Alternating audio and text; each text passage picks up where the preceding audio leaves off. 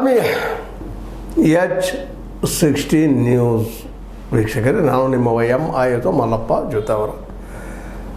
ಈಗಾಗಲೇ ಚಿನ್ನಸ್ವಾಮಿ ಕ್ರೀಡಾಂಗಣದಲ್ಲಿ ನಡೆದಂಥ ದುರಂತದ ಬಗ್ಗೆ, 11 ಜನ ಜೀವ ಕಳೆದುಕೊಂಡದ್ರ ಬಗ್ಗೆ ಸಾಕಷ್ಟು ಚರ್ಚೆ ಮಾಡಿದ್ದೀವಿ.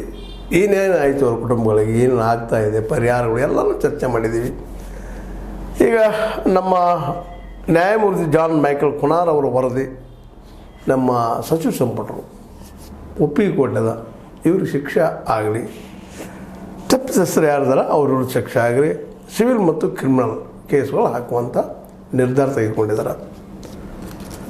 ಅದ್ರ ಜೊತೆಗೆ ಈ ಕಾರಣರಾದವ್ರಿಗೆ ಯಾವಾಗ ಶಿಕ್ಷೆ ಕೊಡ್ತೀರಿ, ಯಾವ ಶಿಕ್ಷೆ ಕೊಡ್ತೀರಿ, ಯಾವ ಕ್ರಮ ತೆಗಿತೀರಿ ಅಂದಾಗ ಅದು ನಿರ್ಧಾರ ಆಗ್ತದೆ ಅನ್ನೋ ಒಂದು ಮಾತನ್ನು ಮಾತಾಡಿದ್ದಾರೆ. ನಿಜವಾಗಿಯೂ ಈ ಒಂದು ವಿಷಯದಲ್ಲಿ ತಪ್ಪಾಗಿದೆ. ಆರಂಭದಲ್ಲಿ ಅಂತಲ್ಲ, ಸರ್ಕಾರವು ತಪ್ಪಾಗಿದೆ, ಪೊಲೀಸರು ತಪ್ಪಾಗಿದೆ, ಎಲ್ಲ ತಪ್ಪಾಗಿದೆ. ಆದರೆ ಈ ನಂತರದ ಡೆವಲಪ್ಮೆಂಟನ್ನು ನಾವು ಗಮನಿಸಿದಾಗ ಸರ್ಕಾರ ಇದ್ದಿದ್ದು ಒಳ್ಳೆಯ ನಿರ್ಧಾರಗಳನ್ನ ಅಲ್ಲೆಲ್ಲ ತೆಗೆದುಕೊಂಡು ಬಂದು ಒಂದಲ್ಲ 3 ಕಡೆಯಿಂದ ತನಿಖೆಗಳನ್ನ ಮಾಡಿಸಿ ಇವತ್ತು ಒಂದು ಫೋನ್ ಡಿಸಿಷನ್ಗೆ ಬಂದಂಥದ್ದು. ಸರ್ಕಾರ ಏನು ಮಾಡಬೇಕಾಗಿದೆ, ಆಡಳಿತನ ಯಾವ ರೀತಿ ಮಾಡಬೇಕಾಗಿದ್ದು ಒಂದು ಸಾಕ್ಷಿಯಾಗಿದೆ.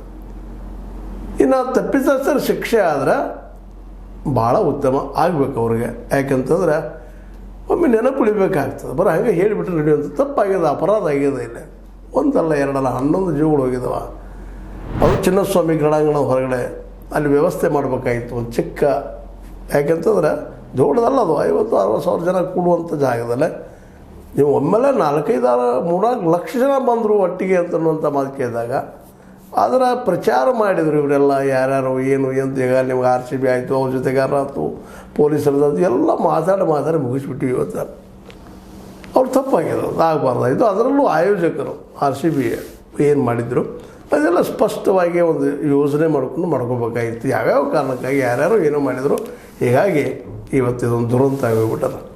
ಈ ದಿಸೆಯಲ್ಲೇ royal challengers private limited, RCB, DNA entertainment network, KSCA ಮತ್ತು ಅದರ ಅಧ್ಯಕ್ಷ ರಘುರಾಮ್ ಭಟ್, ಮಾಜಿ ಕಾರ್ಯದರ್ಶಿ ಎಸ್ ಶಂಕರ್, ಮಾಜಿ ಖಜಾಂಚಿ ES ಜಯರಾಮ್, RCSPLನ ಉಪಾಧ್ಯಕ್ಷ ರಾಜೇಶ್ ಮೆನನ್, DNA ಎಂಟರ್ಟೈನ್ಮೆಂಟ್ ವ್ಯವಸ್ಥಾಪಕ ನಿರ್ದೇಶಕ T ವೆಂಕಟವರ್ಧನ್,